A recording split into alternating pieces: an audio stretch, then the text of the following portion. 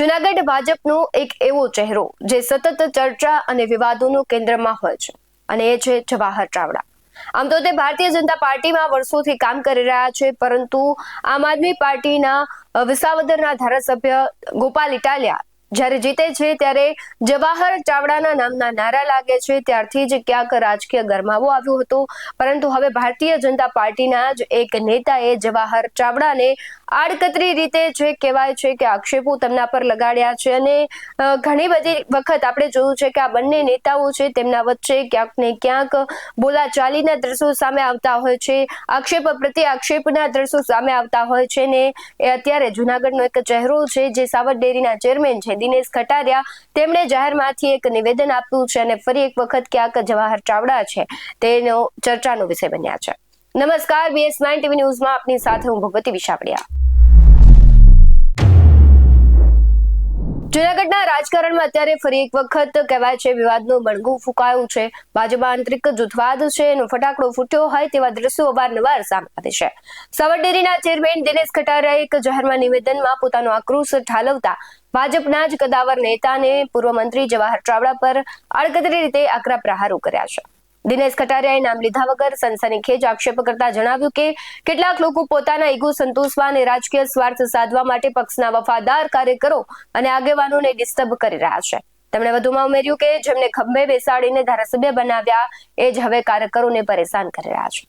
ગાંધીનગરમાં તેઓની જે હજૂરી કરવાના હોવાના આક્ષેપો પણ લાગી રહ્યા છે, કટાક્ષ પણ કર્યા છે, સ્થાનિક આગેવાનોના કામમાં દખલગીરીનો પણ આક્ષેપ કર્યો છે। સાથે જ જૂનાગઢ ભાજપમાં જૂના અને નવા કાર્યકરો વચ્ચેની લડાઈ હવે ખુલ્લેઆમ સામે આવી છે। આની પહેલા પણ ઘણી વખત આવા દ્રશ્યો જોયા હતા।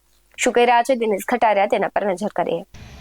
મારા પછીના વક્તાઓ ઘણું બધું માર્ગદર્શન આપવાના છે જેના ભાગમાં આવશે, પણ મિત્રો આજે 3 કાર્યક્રમો અને 3 જે નક્કી કરવામાં આવ્યા અને 3 એક સાથે એટલે ત્રિવેણી કાર્યક્રમ જ્યારે કરવામાં આવ્યો અને એને સફળ બનાવવા માટે આપ સૌ જ્યારે ઉપસ્થિત રહ્યા ત્યારે ફરીથી આપ સૌનું સ્વાગત કરું છું। વાત રહી આગામી ચૂંટણીઓની, તો ચૂંટણી વિશે બે વાત કરીને પછી મારી વાતને હું પૂરી કરીશ કે આગામી જિલ્લા તાલુકા પંચાયતની 16-17 તારીખે બધાની મુદત પૂરી થાય અને આગામી જિલ્લા અને તાલુકા પંચાયતનું એપ્રિલ મે ની અંદર ગમે ત્યારે એટલે મુદત પૂરી થયા પછીથી ગમે ત્યારે એનું ઇલેક્શન આવવાનું છે, એમાં કોઈ શંકાને સ્થાન નથી। એના માટે થઈને આપણો એક એક કાર્યકર્તા સજ્જ છે અને સજ્જ હોવો જોઈએ, એના માટેની આ જિલ્લામાંથી માર્ગદર્શન મળવાનું છે।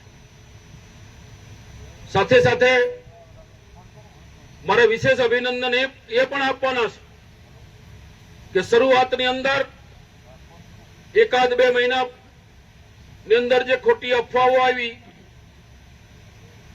કે જૂનાગઢમાંથી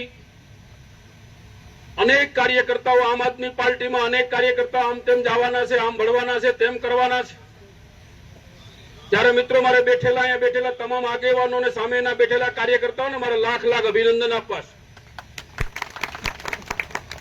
કે ભારતીય જનતા પક્ષના એક પણ કાર્યકર્તાએ અન્ય કોઈ પણ પાર્ટીનો ખેસ ડોકમાં પહેરવા માટેનો પણ સુધા વિચાર ન કર્યો, બદલ લાખ અભિનંદન। મિત્રો, નાના મોટા પ્રશ્નો પાર્ટીમાં પરિવારમાં રહેવાના છે, કોઈ પાર્ટીમાં હોય કોઈ પરિવારમાં હોય તો નાના મોટી બાબતો રહેવાની છે, નાના મોટા પ્રશ્નો રહેવાના છે। આ તો આવડી મોટી વિશ્વ ફલક ઉપરની પાર્ટી છે જેનામાં વિશ્વમાં જેમનું નામ છે, આવડી પાર્ટીની અંદર મિત્રો નાના મોટા કોઈ પ્રશ્ન હશે, કોઈ કામ થયા હશે, કોઈ નહીં થયા હોય, કોઈ 2 કામ થશે 2 નહીં થાય, પણ આખરે તો સૌએ સાથે મળીને લોકોની સેવા કરવાની છે, સેવાડાના માનવીની સેવા કરવાની છે, ત્યારે ભારતીય જનતા પક્ષના હાથ મજબૂત આપણે સૌએ કરવાના છે। અને મારે તમને ઘણી બધી વાતો એવી કરવાની છે કે જે લોકોએ પાર્ટીની અંદર રહ્યા પછી એક પક્ષ હોય, બીજો પક્ષ હોય, ત્રીજો પક્ષ હોય, અને જ્યારે મિત્રો મારે એટલા માટે કહેવું પડે કે અમુક આગેવાને મારે કોઈના નામ માથે નથી પડવું કે પોતાના ઈગો માટે કે પોતાના રાજકીય માટે નાના કાર્યકર્તાને તાલુકા જિલ્લાના આગેવાનને ડિસ્ટર્બ કરીને ગાંધીનગરની અંદર નેતાઓના પગમાં ફિલ્ડિંગ મિત્રો ભરતા મેં જોયા છે. અહીંયા તમારો નાનામાં નાનો કાર્યકર જિલ્લા પંચાયતનો કાર્યકર્તા હોય, તાલુકા પંચાયતનો હોય, એને કેમ ડિસ્ટર્બ થાય, એને કેમ નુકસાન થાય, એને કેમ ડામી દેવાના પ્રયત્ન થાય અને પોતાના રાજકીય અસ્તિત્વ માટેની લડાઈઓ એટલે પીઠ પાછળથી ખંજર ભોંકનારા માણસોને મિત્રો ક્યારેય માફ નહીં કરવા. સામે આવીને લડી નાખવાનું હોય તો વાંધો નથી. કોઈ માણસને મન દુઃખ હોય તો મન દુઃખનું સમાધાન થાય, સમસ્યાનો હલ થાય. પણ એક પાર્ટીમાં એક પરિવારની અંદર હોય તો આપણોનો હલ થઈ શકે. ત્યારે કોઈ એકલ દુકલ વ્યક્તિ જયારે આખી પાર્ટીને કોઈ ડિસ્ટર્બ કરવા માટે નીકળે ત્યારે મિત્રો આપણે સૌએ સજ્જ બનીને આગામી દિવસોની અંદર આપણા વંથલી તાલુકાની, કારણ કે વંથલી તાલુકાનું કોરમ છે અને તાલુકાવાજ મિટિંગ કરવાની છે. તાલુકાવાજના અભ્યાસ વર્ગો પણ કરવાના છે. મારી વાતમાં ભૂલી ગયો, અભ્યાસ વર્ગનું પણ કહેવાનું છે. એટલે 3 કાર્યક્રમ, એક અભ્યાસ વર્ગ પણ આ સાથે સાથે આવે છે. આવા બધા કાર્યક્રમો આવશે. પણ મિત્રો કાલે જો ચૂંટણી આવી જાય, સ્વાગત પ્રસંગમાં કહી દો તો બધા તૈયાર છો લડવા માટે? બોલો એટલે લઈ લે, પત્રકારો બેઠા છે, ઉત્સાહ કરીને ગયો બધા. ભાઈ જોયો હાર્દિક ભાઈ કેતો નહીં, તમે અહીંયા ઓલા હાવાણા વાળા મીટિંગ ઉતારીને પછી અમારા બરાબર ને? કાલે ચૂંટણી જાહેર થઈ જાય તો પણ પ્રેસ અને ઇલેક્ટ્રિક સોશિયલ મીડિયાના માધ્યમથી કહેવા માંગુ છું કે અહીં બેઠેલા આગેવાનો અને કાર્યકર્તાઓ સજ્જ છે ચૂંટણી લડવા માટે. અને મિત્રો કોઈના નાના મોટા ટિકિટના પ્રશ્ન હોય કોઈ છે, પણ બધા લોકો સાથે મળીને સંયુક્ત જે કાંઈ ચર્ચાઓ કરવાની થશે અને જે કોઈ કાર્યકર્તાએ પાર્ટીની અંદર કામ કર્યું છે, કારણ કે આ પાર્ટી છે કોઈની, અમારા કોઈની વ્યક્તિગત નથી. આખરે તો પાર્ટી છે. એ પાર્ટીનો કાર્યકર્તા જેમ મોટો થાય, મિત્રો ભાજપના અભિનંદન આપું, આભાર માનું છું. પ્રદેશના શ્રેષ્ઠ નેતૃત્વનો ખૂબ ખૂબ આભાર માનું કે જે લોકોએ પાર્ટીની અંદર ડિસ્ટર્બ કરીને પોતાનું પ્રભુત્વ ઉભું કરવા માટે જે લોકોએ પ્રયત્ન કર્યા, કોઈ દી સફળ નથી થયા. એક કાર્યકર્તા તરીકે હું તમને કહેવા માંગુ છું કે એક કાર્યકર્તા તરીકે જેને કામ કર્યું અને કોઈને ડિસ્ટર્બ કરવા નીકળો તો ડિસ્ટર્બ તમે પોતે જ થવાના છો. એટલા માટે આજે વિશેષ કાંઈ નહીં કહેતા, આગામી તાલુકા જિલ્લા પંચાયત હોય કે આગામી ધારાસભાની ચૂંટણી હોય ત્યારે મારે ઘણી વખત કોઈ મને એમ કહેતા હોય મારે ટીનુભાઈ મારે 5 મિનિટ પૂરતી ચર્ચા થઈ હતી, તમને કહી દો એટલે કોઈના મનમાં કઈ આમ બરાબર. એક ઓસિંતા એક જગ્યાએ ભેગા છે ને મેં કીધું એને, મેં આખરે તો તમારો જીવે ભાજપનો છે ને મારો જીવે ભાજપનો છે અને કેટલાક વર્ષો સુધી આયારામ ગયારામ કરવાનું છે. સમજ્યા તમે? લગભગ તો બહારથી લાવીને નીકળ્યા અમે ખંભે બેહાડીને. બરાબર હશું ખોટું?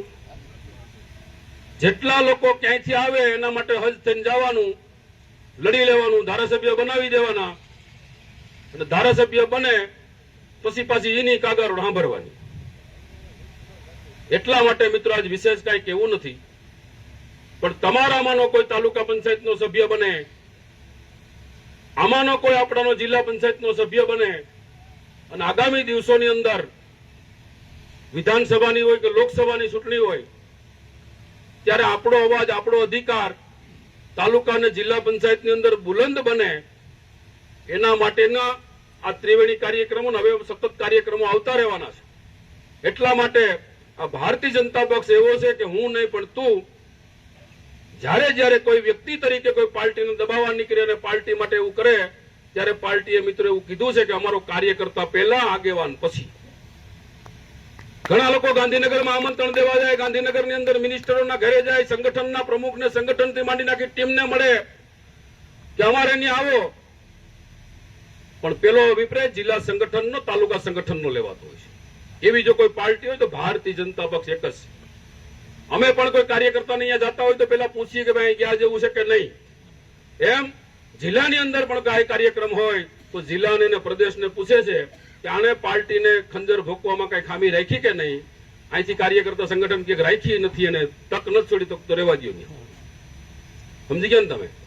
એટલે ભાજપનો કાર્યકર્તા ભારતીય જનતા પક્ષમાં કમિટમેન્ટ આગેવાનોની મિત્રો હંમેશાના માટે કિંમત થવાની છે, એમાં કોઈ શંકા ને સ્થાન નથી. આ બધા અહીંયા બેઠેલા ટેજ ઉપર અને તમે બધા આ ભાજપ વંથલીનું એટલે ભાજપ કોણ? વંથલીનું ભાજપ એટલે કોણ? આપણે બધા આ કાર્યકરો ને. આટલા કાર્યકર્તાઓ જો દિલથી ચૂંટણી લડવા નીકળે તો એકે ઉમેદવાર હારે ખરો? હારી જાય કે હારે કરો? એક મને કયો. ન હારે ને. જ્યાં જ્યાં મિત્રો આપણા પોતાના લોકો પોતાના ઓલામાં કઈ કરવું હોય કે કઈ થાય અને પછી બીજે લંગરિયા નાખવા જવા એના કરતા બીજા ત્રીજાને અંદરો અંદર હશે તો હું મારું નહીં માને તો હું ભાઈને કહી, ત્રિવેદી સાહેબને, ત્રિવેદીભાઈનું નહીં માને તો ટીનુભાઈને કહેવું, ગાંડુભાઈને કહેવું, કારાભાઈને કહેવું, ભીખુભાઈને કહેવું. કોકને કોક તો કેવા થાય કે નહીં. એટલા માટે મિત્રો વિશેષ કઈ નહીં કહેતા. ફરીથી આપ સૌનું હૃદયથી સ્વાગત કરી મારી વાતને પૂરી કરું છું. ભારત માતા કી જય, વંદે માતરમ, જય જય ગરવી ગુજરાત. દિનેશ કટારિયાની આ હૈયા વરાળ આગામી સમયમાં જૂનાગઢ ભાજપના સમીકરણો બદલી શકે છે. શું જવાહર ચાવડા પ્રહારોનો વળતો જવાબ આપશે કે પછી પ્રદેશ નેતાગીરી આ મામલે મધ્યસ્થી કરશે તે જોવું રહ્યું. તમારું શું માનવું છે કમેન્ટમાં જરૂરથી જણાવજો. બાકી આવા જ વધુ અહેવાલો સાથે ફરી મળતા રહીશું. તમે અમારી યુટ્યુબ ચેનલને સબસ્ક્રાઇબ કરવાનું, અમને ફેસબુક અને ઇન્સ્ટાગ્રામ પર ફોલો કરવાનું ભૂલશો નહીં. બાકી અવનવી અપડેટ્સ મેળવવા માટે આપ જોતા રહો BS9 ન્યૂઝ. નમસ્કાર.